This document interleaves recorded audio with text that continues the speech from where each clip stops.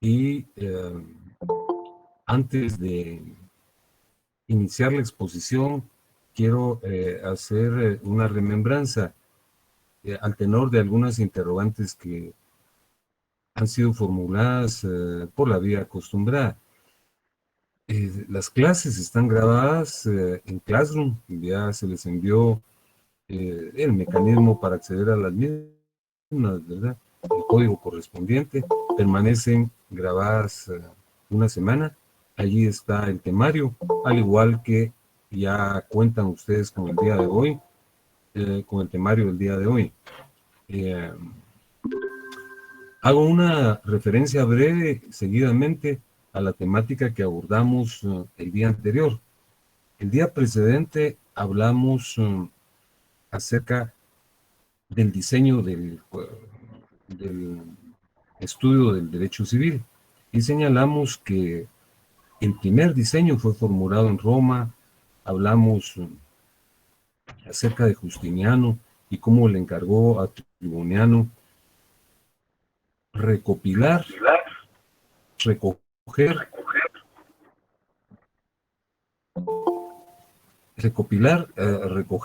rescatar toda la tradición jurídica romana que se había perdido cuando el Imperio Romano se había desmembrado. Entonces Triboniano cumplió con el cometido,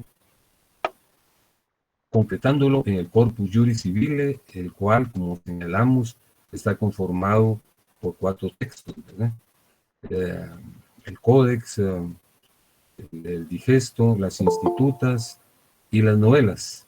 Y señalamos que los romanos hacían un estudio del derecho civil partiendo de 3 capítulos, personas, cosas y acciones. Luego hablamos del aporte de Napoleón, quien también con fundamento en el profundo fervor que le despertaba el derecho romano, estructuró el Código de 1804 de forma parecida al derecho romano. Y hablamos también de la existencia de un sistema alterno, que es el sistema alemán, generado por Savigny. Y la diferencia entre los dos sistemas es el tratamiento del tópico de la persona. Los romanos y los franceses, al integrarse en el plan romano-francés, trataron a la persona en primer lugar porque es el protagonista de la norma jurídica, mientras que los alemanes lo situaron en un 4º capítulo, ¿verdad? Luego de los derechos reales, del derecho de obligaciones y una parte general. Luego hablamos de que en Guatemala han existido 3 códigos civiles, el de 1877, el de 1933 y el de 1963, que es el actual. Y todos estos códigos han estado basados en el diseño romano-francés, porque la inspiración de todos los países de Hispanoamérica fue el Código Civil de 1804, el Código francés, identificado como Código de Napoleón. Bueno, hecha esta remembranza, vamos a presentar el temario de esta tarde, que es el siguiente.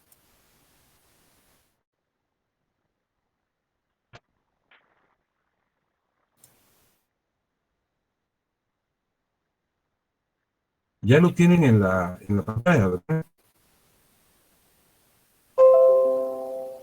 Perdonen, les pregunto, ¿ya tienen el temario? Sí, licenciado. Muchas gracias. El día de hoy vamos a hablar de un tópico que estoy convencido en alguna medida ya fue abordado por ustedes en los cursos introductorios. Me refiero a Introducción al Derecho 1 y 2. Y vamos a hablar de la persona, de la personalidad y de la capacidad. En el numeral 1 hablamos de la temática de la persona. ¿Dónde se originó la denominación persona? ¿Cuál es el concepto de la persona y cuál es la clasificación de la misma? Como les repito, tengo la convicción que este es un tópico con el que ustedes ya están familiarizados. En el número 1.1 explicamos de dónde procede la palabra persona. Y les consigno que hay dos voces latinas que son las que originaron el vocablo persona. Me refiero a persono o personae. Estos vocablos, persono o personae, como lo señalamos aquí, están integrados a su vez por dos términos: per, que significa mucho, y sonare, que significa sonar. Entonces, la significación de la palabra personae o personare o persono es sonar mucho. Repito, la palabra persona procede de las voces latinas persono o personae, que es una dicción integrada a su vez por dos vocablos: per, que significa mucho, y sonare, que significa sonar. Y ambas palabras vinculadas, unidas, fusionadas, tienen por significación sonar mucho. Pero ¿qué significación vinculada a los seres humanos, por ejemplo, tiene esa expresión sonar mucho? La explico a continuación, es este párrafo, el segundo párrafo. Fíjense que yo les he explicado en algunas oportunidades que el aporte de los griegos fue básicamente en la ciencia y en el arte. Si nosotros hacemos una revisión, advertiremos que personalidades muy relevantes fueron las que propiciaron el inicio de muchas actividades, ¿verdad? Por ejemplo, Píndaro, Sófocles, Eurípides, Platón, Aristóteles, eran personas que hicieron aportes en diversos aspectos, pero básicamente en el arte, ¿verdad? Y en la ciencia.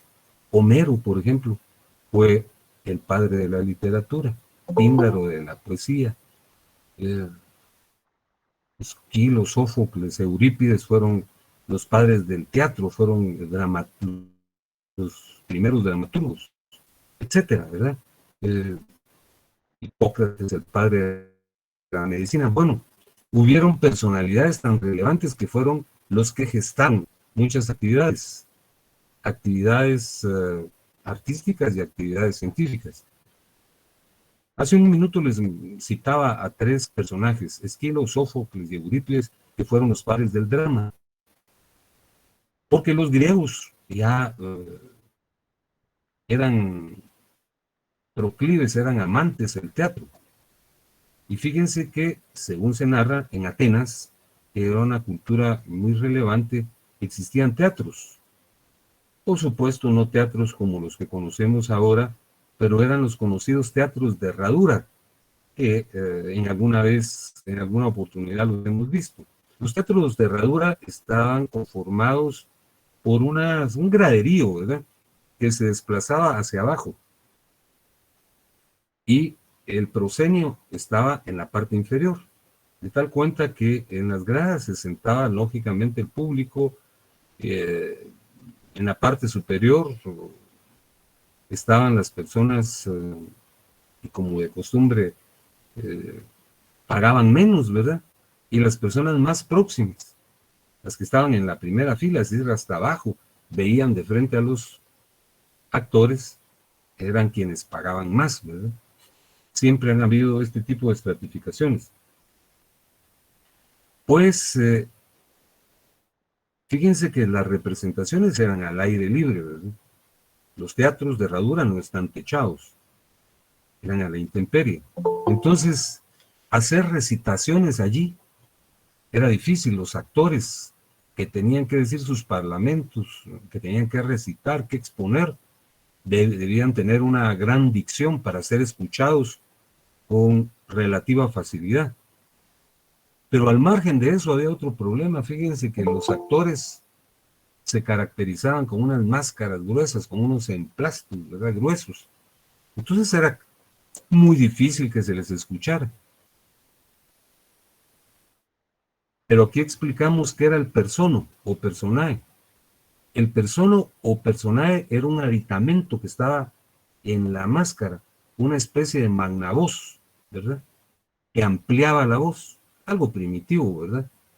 Por eso se decía que persono o personae significaba sonar mucho, porque eso facilitaba la audición y posibilitaba que las declamaciones de los actores se oyesen con facilidad. Repito lo que he dicho. La palabra persona procede de voces latinas, persono o personae, un vocablo que está conformado a su vez de dos dicciones, per, que significa mucho, y sono o sonare, que significa sonar mucho. Y yo me planteaba la interrogante hace unos minutos, ¿qué quiere decir o qué significa sonar mucho al vincularlo con la persona? Y les conté hace unos minutos de que Grecia fue una cultura en donde floreció el arte y floreció la ciencia. Y dentro del arte había pintores, había escritores, había también dramaturgos, y les mencioné a los más relevantes, Esquilo, Sófocles y Eurípides. Y les conté que en Atenas, ¿verdad?, que era un emporium de la cultura, había teatros, eran los llamados teatros de herradura, ¿verdad? Todavía existen teatros de herradura, que son construcciones al aire libre, dotadas de un graderío en donde se sentaba el público. Las personas que quedaban en la parte más elevada eran las personas que hacían un pago mínimo o poco significativo, y las que estaban hasta adelante eran, como de costumbre, las que pagaban más, ¿verdad? Y al final está el proscenio, ¿verdad?, donde actuaban las personas. Pero como no habían micrófonos, ¿verdad?, no habían aparatos de sonido, los actores debían de tener una voz bien timbrada, ¿verdad?, bien impostada, para que fueran escuchados con facilidad. Eh, lo cual era muy difícil porque, les repito, no había acústica porque estaban al aire libre, y al margen de eso usaban unas máscaras. Pero ellos, dentro de las máscaras, que eran unos emplastos gruesos, colocaron un pequeño magnavoz, ¿verdad?, que se llamaba persono, que quería decir sonar mucho. El persono, en principio, era ese aditamento, ese instrumento que se encontraba en la máscara, pero luego se le llamó persono a los personajes, y luego se le llamó persona a la persona natural o física. Ese es el origen de la palabra persona.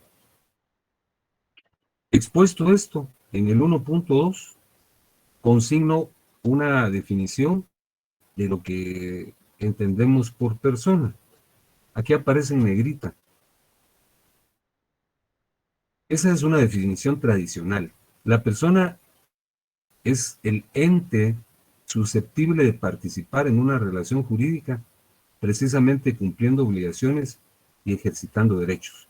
Esa es una definición tradicional que la encontramos en los clásicos, en los libros más conocidos.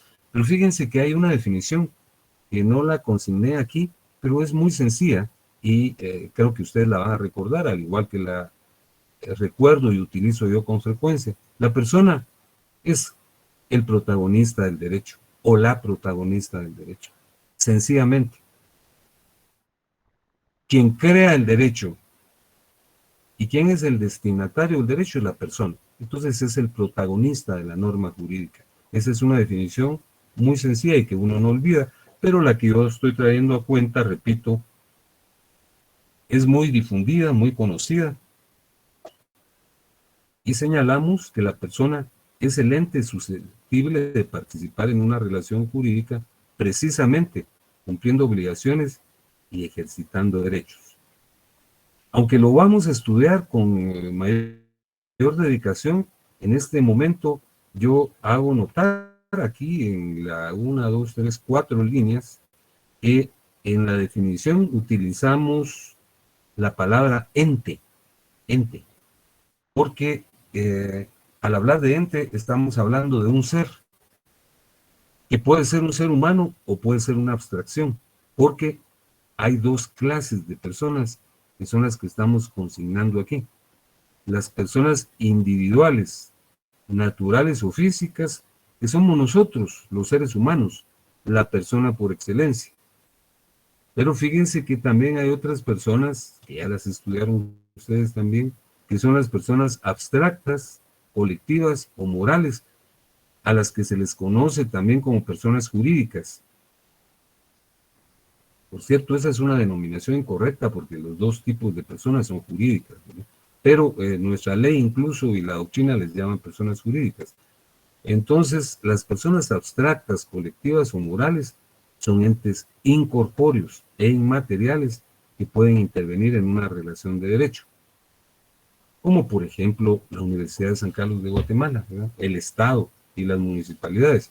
La Universidad de San Carlos no tiene corporeidad, no tiene materialidad. Nosotros no podemos afirmar, ayer vi a la universidad en el supermercado haciendo compras, ¿verdad? O ahí andaba la municipalidad en el estadio, ¿verdad? Eso no es posible porque estas entidades no tienen cuerpo. Entonces la diferencia básica entre los dos tipos de personas que existen es la corporeidad, la materialidad. Las personas individuales, materiales o físicas, que somos nosotros, tenemos corporeidad, ocupamos un lugar en el espacio. Nos vemos, nos sentimos, nos tratamos. Las personas colectivas son entes incorpóreos, porque la Universidad de San Carlos no es la suma de los edificios. Pudiesen no haber edificios y siempre habría universidad, ¿no? El Estado no es el Palacio Nacional, ni el Palacio de Gobierno Municipal, ni el Palacio Legislativo o el Palacio de la Policía. No, esos edificios albergan la sede de este tipo de entes, ¿verdad? Entonces, repito, la persona es el ente susceptible de participar en una relación jurídica precisamente cumpliendo obligaciones, ejercitando derechos. Utilizamos la palabra ente porque en la misma están subsumidos, están situadas las dos clases de personas que existen. Las personas naturales o físicas o individuales, que repito, somos los seres humanos, y las otras personas son las personas abstractas, colectivas o morales, también identificadas como personas jurídicas. La diferencia entre esas dos personas radica en la corporeidad, en la materialidad. Nosotros tenemos cuerpo, materia y, repito, ocupamos un lugar en el espacio. Mientras que las personas colectivas, morales o abstractas, no. Las personas colectivas, morales o abstractas no tienen corporeidad. Y cité yo 3 ejemplos, ¿verdad? Las sociedades anónimas, el Estado, la Universidad de San Carlos, son personas que no tienen corporeidad. Ahora vamos a hablar de lo que es la personalidad. Y fíjense que en esta oportunidad, aunque sea parcamente, brevemente, vamos a utilizar nuestro Código Civil. Primero, vamos a hacer referencia a lo que es la personalidad. Aquí les traslado yo una definición también muy sencilla de lo que es la personalidad. La personalidad jurídicamente concebida, que es lo que nos importa. La personalidad es la investidura jurídica que permite a la persona incorporarse al mundo del derecho. Por ahí se hace alusión a que la personalidad es como un pasaporte, como un ticket que nos permite incorporarnos al mundo del derecho. Repito entonces, la personalidad es la investidura jurídica que permite a una persona incorporarse al mundo del derecho. Y yo les decía hace unos minutos que es una especie de pasaporte, es una especie de ticket que adquirimos y con su adquisición entramos al mundo del derecho. Dentro de unos minutos les voy a trasladar un ejemplo, ¿verdad? Pero imaginémonos que vamos a entrar a, a un mercado, a un supermercado, y para entrar nos tienen que dar un ticket, ¿verdad? El mercado o el supermercado es el mundo del derecho y el ticket que nos dan es la personalidad. Y nosotros somos la persona. Entonces, ahí ya tenemos dos conceptos, persona y personalidad y mundo del derecho. La persona es el ente susceptible de participar en una relación jurídica ejercitando derechos y cumpliendo obligaciones. Y la personalidad es el ticket del pasaporte que le permite a la persona ingresar al mundo del derecho. Es la investidura jurídica que permite a una persona incorporarse al mundo del derecho. Pero aquí hay una pregunta muy importante. ¿Cuándo se adquiere la personalidad? ¿En qué momento se obtiene la personalidad? Y fíjense que hay varias respuestas.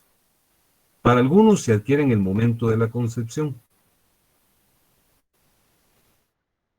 Para otros surge con el nacimiento. Y para un tercer criterio, la personalidad surge con el nacimiento siempre y cuando nazcan vivas las personas. Hablemos brevemente de estas tres teorías. Para algunos, la personalidad existe desde el momento de la concepción. La concepción es un momento biológico en el cual se unen las células reproductoras. Un hombre y una mujer se vinculan, tienen una relación que se llama coito y se produce una expulsión de células germinales por parte del hombre que se llaman espermas, se desplazan por todo el conducto correspondiente hasta vincularse con el óvulo. Y la unión de esas dos células, el óvulo y el espermatozoide, generan un nuevo ser, que al principio es algo intrascendente, insignificante como somos los seres humanos, ¿verdad? Pero somos producto de un milagro, de ese milagro que se llama concepción. Entonces, en ese momento, cuando vislumbra la vida, muchos consideran que ya existe un ser humano, ¿verdad?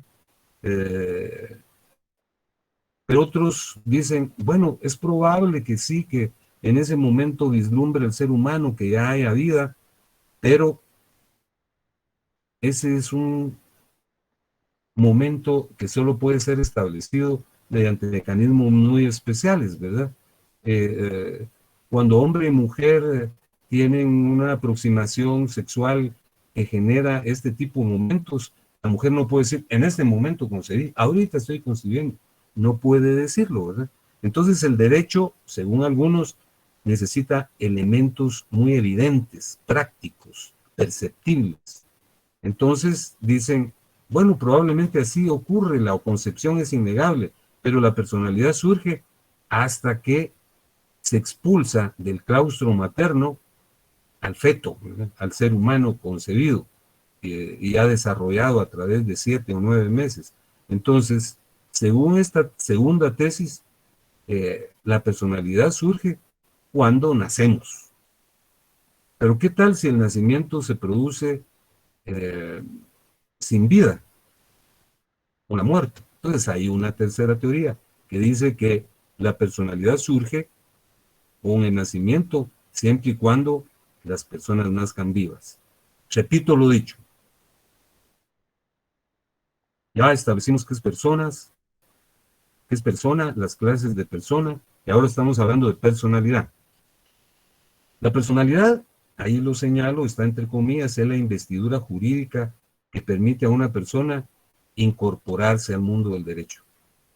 Es una especie de pasaporte que permite a la persona entrar al mundo de las obligaciones y de los derechos. Y se discute cuando contamos ya con personalidad.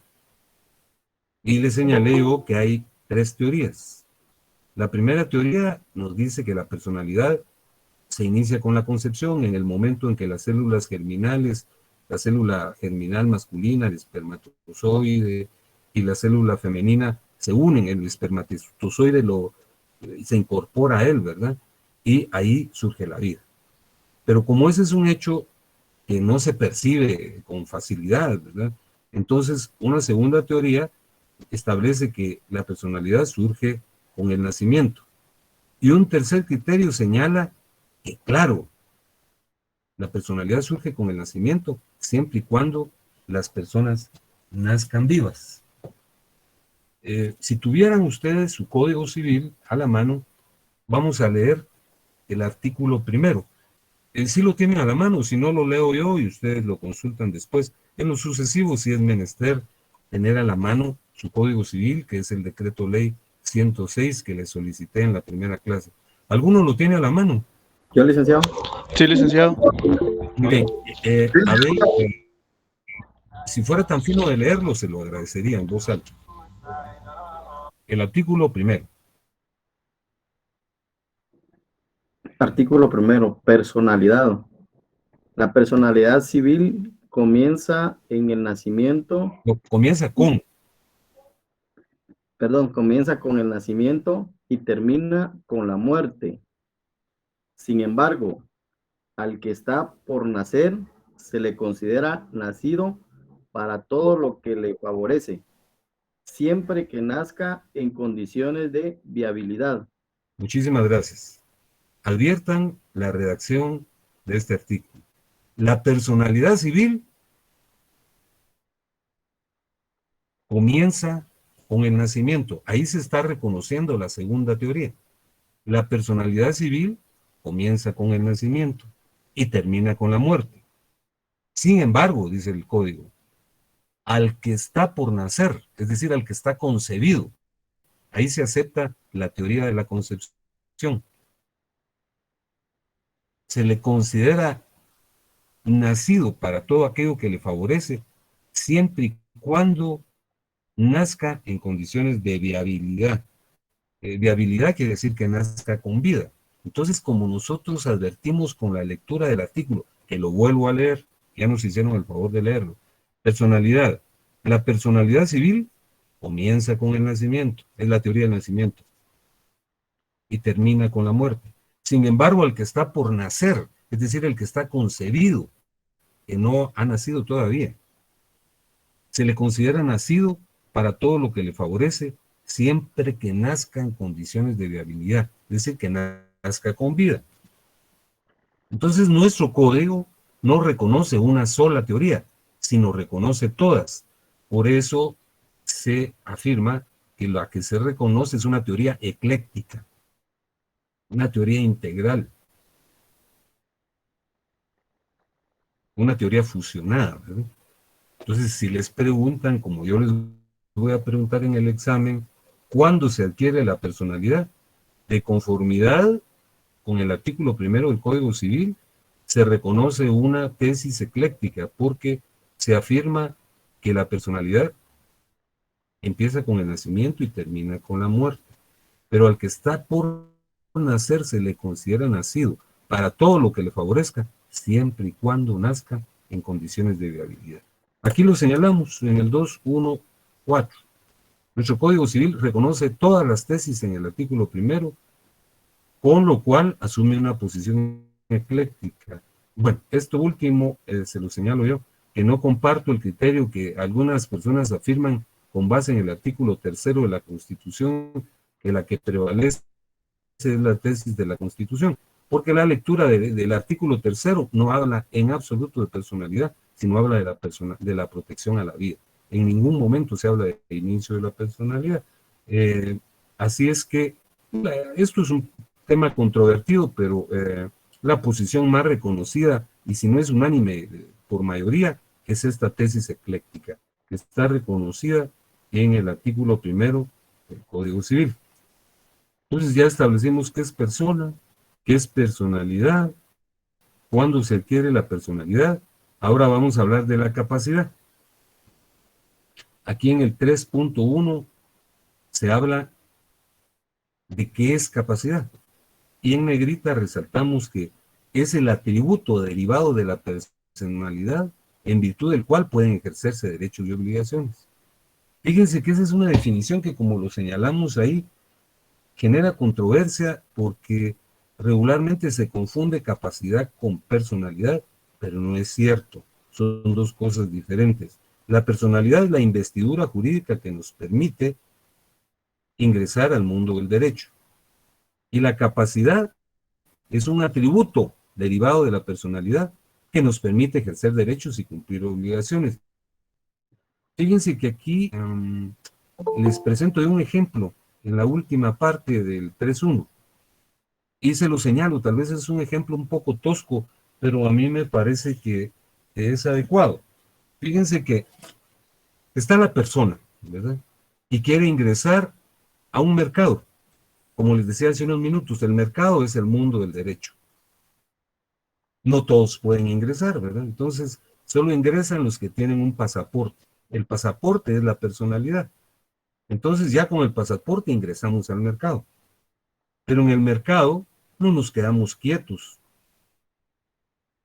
sino que vamos de un punto a otro comprando. Entramos con nuestro cesto, con nuestra canasta y compramos.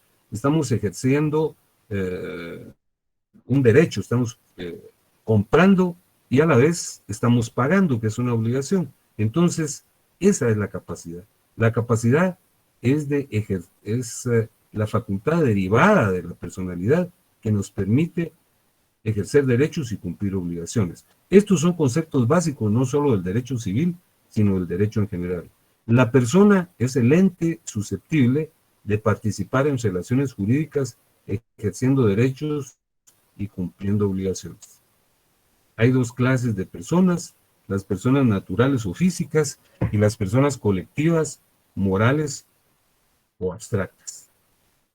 La personalidad es una facultad que nos permite ingresar al mundo jurídico, es una especie de pasaporte. Hay una discusión acerca del momento en que nos conceden la personalidad. Para algunos se inicia con el nacimiento. No, perdón, para algunos se inicia con la concepción, para otros con el nacimiento, y para una tercera posición, ciertamente acepta el nacimiento siempre y cuando se nazca con vida. Pero nuestro Código Civil, en el artículo primero, fusiona todas las tesis y acepta una tesis ecléctica, que es que la personalidad civil empieza con el nacimiento, termina con la muerte, pero al que está por nacer se le considera nacido para todo aquello que le favorezca, siempre y cuando nazca en condiciones de viabilidad. Y la capacidad es el atributo derivado de la personalidad, en virtud del cual pueden ejercerse derechos y obligaciones, y utilizamos un ejemplo quizá un poco rústico, que es el del mercado. Nosotros queremos ingresar al mercado o al supermercado y debemos tener un pasaporte. El pasaporte es la personalidad. Pero al ingresar debemos realizar alguna acción. Vendemos y compramos, ¿verdad? O compramos y pagamos. Entonces, esa actividad es la capacidad. Hay dos clases de capacidad. Eso está en el 3.2, que también ya lo estudiaron ustedes en su momento. La capacidad puede ser de goce o de derecho, y capacidad de ejercicio o de hecho. La capacidad de goce o de derecho nos asiste a todas las personas. Todas las personas podemos intervenir en relaciones jurídicas, pero la capacidad de goce o de derecho impone que actuemos a través de un representante. Este es el caso de los menores de edad, ¿verdad? Que no pueden participar en una relación jurídica, sino tienen que hacerlo representados por sus padres o tutores porque no tienen capacidad de ejercicio. Es decir, participan en el mundo del derecho, pero a través de un representante. Y la capacidad de ejercicio o de hecho adquiere al cumplir la mayoría de edad. Ahí esto posibilita que participamos en las relaciones jurídicas, pero sin representante, ¿verdad? Salvo el caso de los declarados en estado de interdicción, que los vamos a referir en este momento. Imagínense ustedes que hay una agencia en donde venden vehículos, ¿verdad? Esos vehículos exóticos como el Mercedes o como el BMW. Y llega un niño de unos 10 años, todavía no muy crecido, arrastrando una pesada maleta. Y se le acerca una de las personas que trabaja en la agencia en donde se venden vehículos y le pregunta, niño, ¿qué te pasa? ¿Qué deseas? Quiero comprar un vehículo, le dice. Entonces el vendedor medio se sonríe, ¿verdad? Porque piensa que es ingenuidad del niño. Y le dice, son vehículos muy caros y yo no creo que tú tengas el dinero suficiente. Entonces el niño que ha entrado arrastrando una enorme maleta, la abre y está saturada de dinero, llena de dinero. Entonces al vendedor se entusiasma y le dice, bueno, pero se recuerda, porque él estudiaba Derecho, que los menores no tienen capacidad de ejercicio, sino solo capacidad de goce. Y si quiere comprar algo, tiene que llegar con su papá o con su tutor, que es el que lo representa. La capacidad de goce nos permite participar en una relación de derecho, pero a través de un representante, como el caso de los menores de edad. Pero si el menor al que les refiero cumple los 18 años, entonces llega, ya no es necesario que llegue con su papá o con su representante, porque ya lo puede hacer él solo, porque tiene capacidad de ejercicio o de hecho. Entonces, la capacidad de goce nos permite participar en una relación jurídica, pero a través de un representante. Y la capacidad de ejercicio ya nos faculta para intervenir por nosotros mismos sin necesidad de un representante. Por favor, veamos el artículo 8. Molesto a la persona que tuvo la firmeza de leerme el artículo 1 para que lea el artículo 8, si me hace favor. Artículo 8. Capacidad. La capacidad para el ejercicio de los derechos civiles se adquiere por la mayoría de edad. ¿Son mayores de edad?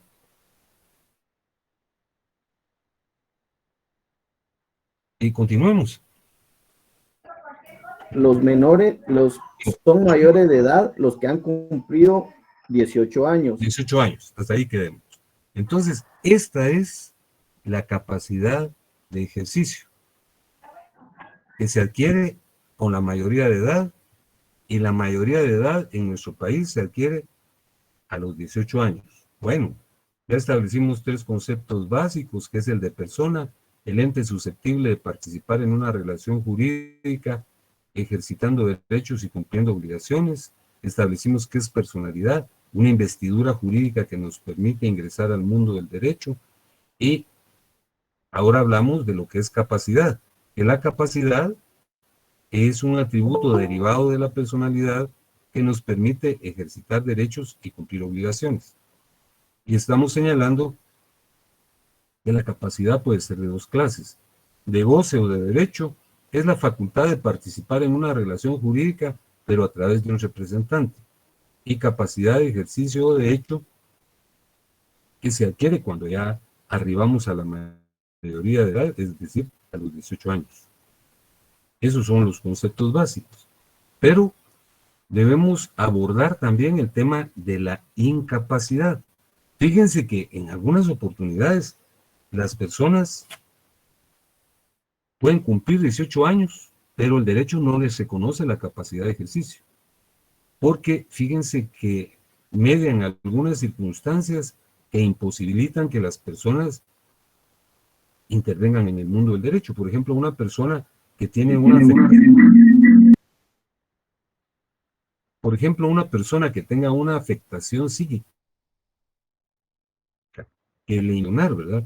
Que tenga una edad física de 20 años, pero tiene una edad mental de meses, no desarrolló su psiquis. Entonces, esa persona no puede participar por sí misma porque todavía no habla y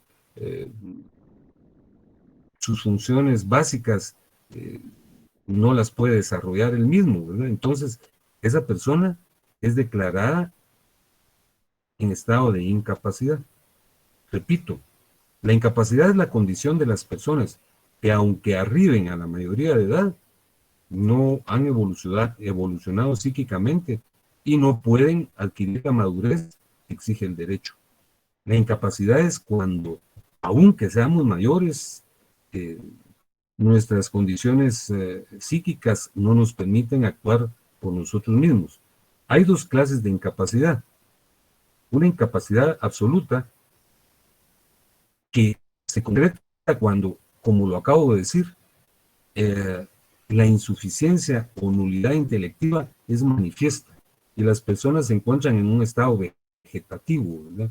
Su psiquis no se ha desarrollado en lo más mínimo, como en el caso de los orates, ¿verdad? De los locos, de las personas que tienen una afectación severa y los aleja de la realidad y no tienen ninguna condición para participar valedoramente en una relación de derecho. No pueden actuar por sí mismos, sino siempre lo harán a través de sus representantes. Esa es la incapacidad absoluta. Pero fíjense que también hay incapacidad relativa, ¿verdad? La incapacidad relativa es cuando no se pueden realizar ciertas actividades por algunas limitaciones eh, físicas o psíquicas, ¿verdad? Por ejemplo, fíjense que, por ejemplo, una persona no vidente, un ciego o una ciega, no pueden realizar ciertas actividades, pero pueden desarrollar otras. Imaginémonos que un ciego se encuentra en una esquina en donde hay un semáforo y vienen dos vehículos y los vehículos colisionan porque uno de ellos no respetó el alto, la luz roja. Entonces bajan y le dicen al ciego, usted vio que la luz ya estaba en roja y usted va a ser mi testigo. Él no puede ser testigo porque él no tiene percepción visual. Entonces él tiene una incapacidad relativa para ese tipo de actos, pero puede desarrollar muchos otros. Entonces, la incapacidad relativa puede producirse cuando hay alguna falencia, deficiencia o limitación física que no le permite a una persona desarrollar ciertas actividades, algunas actividades, pero otras sí, como en el caso que yo les traje a cuenta para ejemplificar el caso de un ciego. Pero también es incapacidad relativa aquella que se deriva de la consumición o la ingesta de sustancias indebidas, ¿verdad?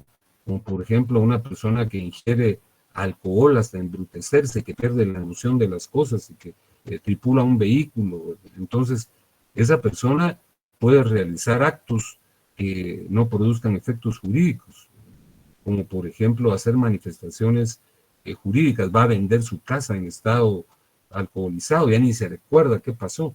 Entonces, ahí se puede arguir que él tenía una incapacidad relativa derivada de la ingesta o consumo de productos como fármacos o estupefacientes, drogas, ¿verdad? Entonces, repito, la incapacidad es la condición de las personas que aun y cuando se encuentren en la mayoría de edad, no pueden intervenir en relaciones jurídicas porque su condición psíquica no se los permite. Hay una incapacidad absoluta que es aquella que se suscita cuando una persona está desprovista de toda manifestación psíquica que le impide actuar por sí mismo y siempre tiene que actuar a través de sus representantes. Y la incapacidad relativa que deviene por una limitación física que impide realizar ciertos actos, como en el caso de la ceguera, o también cuando una persona eh, ingiere productos nocivos para su salud y para su psiquis, como el alcohol o como las drogas. Entonces, fíjense que la condición de incapaz tiene que ser declarada por un tribunal. Aquí les señalo yo el número 5, que es la declaratoria de incapacidad. La declaratoria de incapacidad es indispensable que la formule un tribunal. Si una persona, por ejemplo, en unas condiciones como las que yo relacioné, una deficiencia psíquica eh, extrema, ¿verdad? Por ejemplo, la prodigalidad, que es una falencia psíquica. Había una persona en una de las zonas de la ciudad que se paraba en la puerta de su casa y llamaba a los transeúntes y les decía, mire, llévese este televisor, y llévese licuadora, llévese cualquier artefacto doméstico, porque el mundo ya se va a acabar, lléveselo, lléveselo. Eso se llama prodigalidad. Entonces esa persona no se encontraba en el uso de sus facultades psíquicas. Entonces la familia debe presentarlo ante un tribunal y el tribunal le realiza los exámenes pertinentes, llama a los especialistas, a los psiquiatras y a los psicólogos para que formulen una diagnosis y en base a la misma el juez lo declara en estado de interdicción y aunque sea adulto, le nombra un representante. Esa es la declaratoria de interdicción.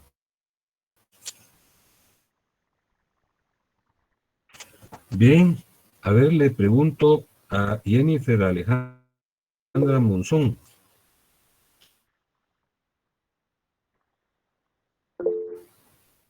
Buenas ¿Qué tardes, tal, Jennifer? licenciado. ¿Cómo está? ¿De dónde procede la palabra persona? Está ahí en el número 1.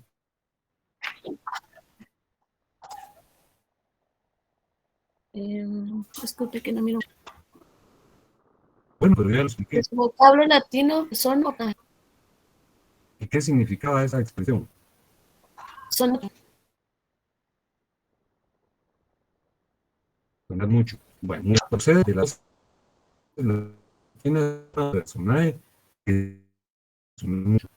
Eric Castellanos.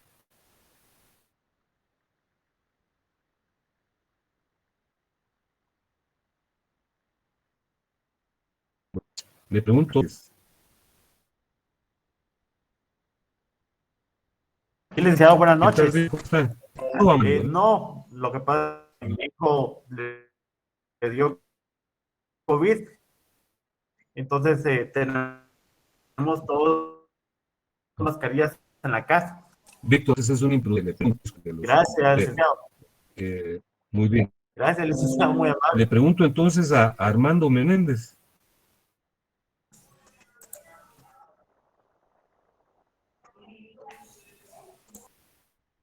Sí, licenciado, perdone, pero fíjese que voy conduciendo y lo mismo me No, no, pasó en no. la clase anterior, Sí, que no le Armando, pude tienes contestar. razón. Lo entendemos. Bueno, alguien que Disculpe, quiera licenciado. intervenir, por favor. Buenas noches, licenciado. ¿Qué tal está? ¿Con quién tengo el gusto? Con Jacqueline Lux. ¿Qué tal, Jacqueline? Le agradezco mucho su participación. Explíqueme por qué la palabra persona que quería decir sonar mucho, el origen de la palabra persona, que fue en la antigua Grecia, lo de los teatros. Cuéntenos. Esta se dio en la representación de escénicas que tenían problemas porque sus recitaciones fueran escuchadas por el público, ya que no tenían estaban Micrófono. al aire libre y no tenían sonidos y ni micrófonos para que todo el mundo los escuchara, entonces ellos tenían que tener una voz muy fuerte para que todos los que estuvieran ahí visualizándolos los escucharan hasta arriba, ¿verdad? Sí. Pero había un aditamento que se incluía en las máscaras que se llamaba persona. Que se llamaba persona o personaje. Sí. De ahí el término se aplicó en los personajes que intervenían en la obra y ulteriormente al ser humano. Al ser humano. Muchísimas gracias. Soy muy fino. Gracias a usted, licenciado. Buenas noches. Muchísimas gracias. A ver, le pregunto a Vanessa Fernández.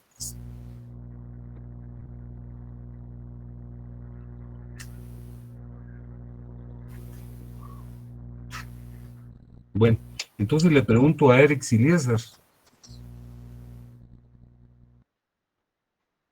Tampoco.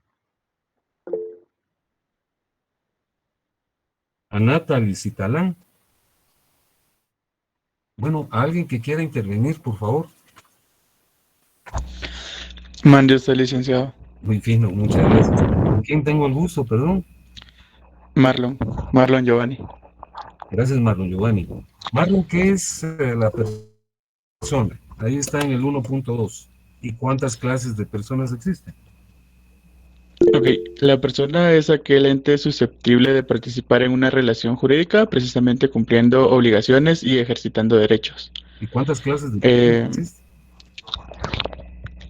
Son las individuales y las colectivas, si no estoy mal. Está muy bien, Eric. Muchas gracias, Eric. Le agradezco su fineza, ¿no?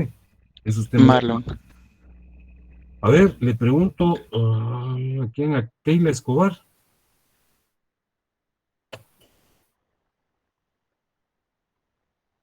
O a Sí, Carlos licenciado, buenas Mauricio. noches. Ya estamos con Keila. Sí, licenciado. Gracias, Keila. ¿Qué es la personalidad jurídica? Keila está en el número 2.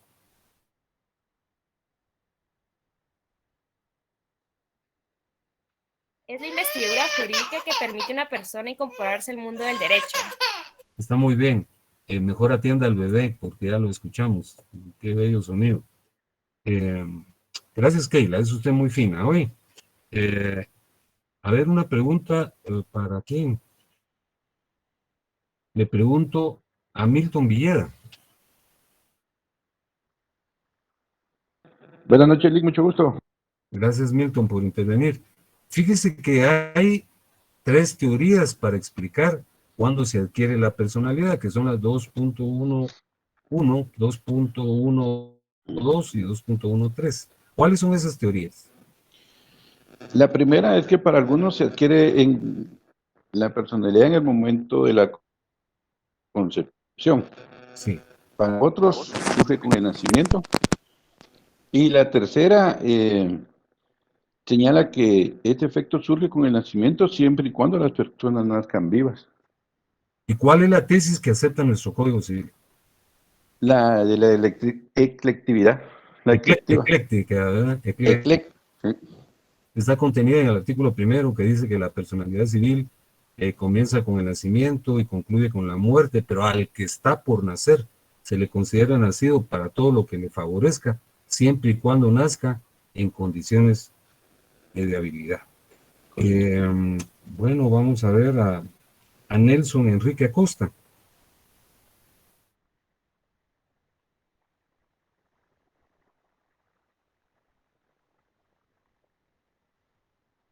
A Fátima Cabrera.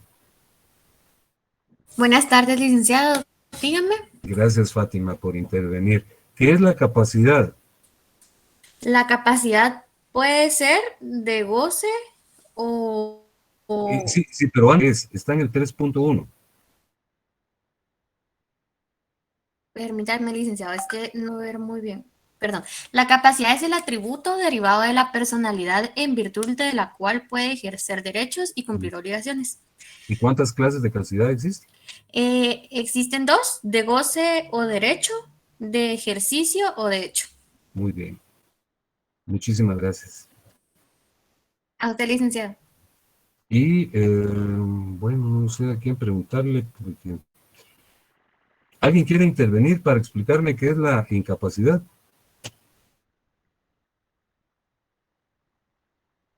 Sí, por favor. Carlos Mauricio López. Carlos Mauricio. ¿Ya le había preguntado, Carlos, o no? Sí, yo leí los artículos, si gusta, puedo Sí. ceder. Muchas gracias, Carlos. Oye, qué fino es usted. Por favor, dígame qué es incapacidad y las claves de incapacidad que existen. Dice, ¿qué es la incapacidad?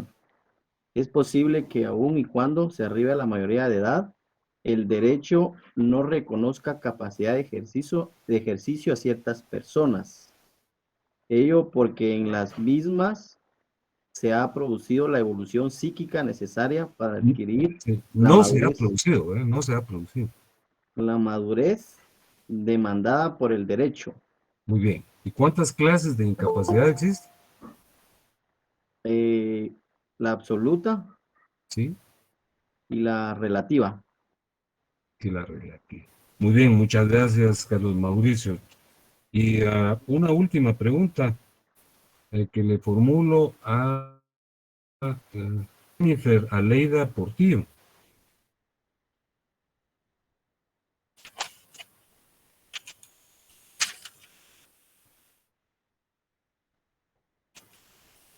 Bueno, le pregunto a Carlos Barrios.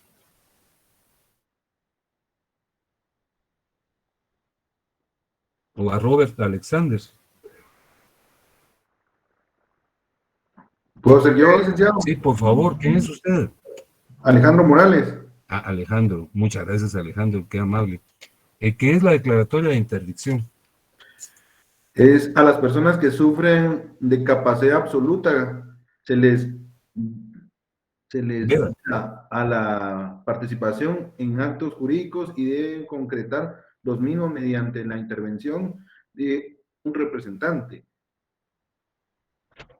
Pero para situar a una persona como incapaz es menester, es necesario, ¿no? Es menester de la declaración correspondiente sea formulada por un tribunal, luego de agotar el trámite. Es correcto. La declaratoria de interdicción es una declaratoria que hace un tribunal. Es una declaratoria sobre la incapacidad, porque si no está jurídicamente, judicialmente declarado, entonces no se le puede nombrar un representante. Muy bien, yo les estoy muy agradecido por su intervención. Son ustedes muy finos. Y los saludaré el día martes venidero a la hora de costumbre. Muy bien, licenciado. Licenciado, buenas noches. Perdone, solo una preguntita. Le saluda Lucía Izaguirre. ¿Qué tal, Lucía? ¿Cómo está? Perdone, solo tengo una duda, licenciado. Por favor. A las personas que un juez o un tribunal las declara en estado de interdicción, ¿cómo se les llama? ¿Interdictos? Fíjese que se les llama personas declaradas en estado de interdicción. Usualmente se les designa como interdictos, pero fíjese que esa es una denominación incorrecta, porque como lo van a estudiar ustedes en su oportunidad, los interdictos son una manifestación del juicio sumario.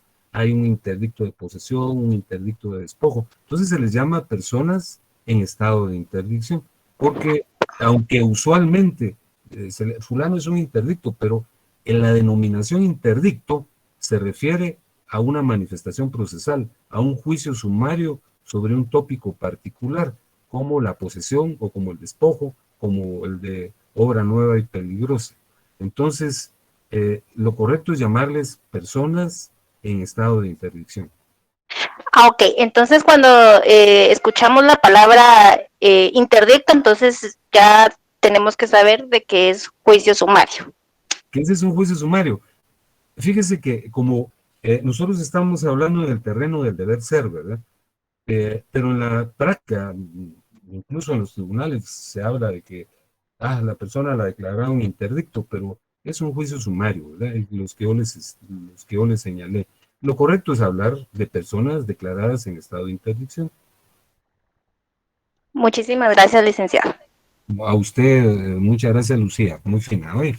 Bueno, les saludo de nueva cuenta y deseo que tengan mucho éxito en la clase subsiguiente. Presten mucha atención como me han hecho el honor de prestármela a mí. Que tengan buena noche. Buenas noches, licenciado. Buenas noches, licenciado. Buenas noches, licenciado. Feliz noche, Buenas noches, licenciado.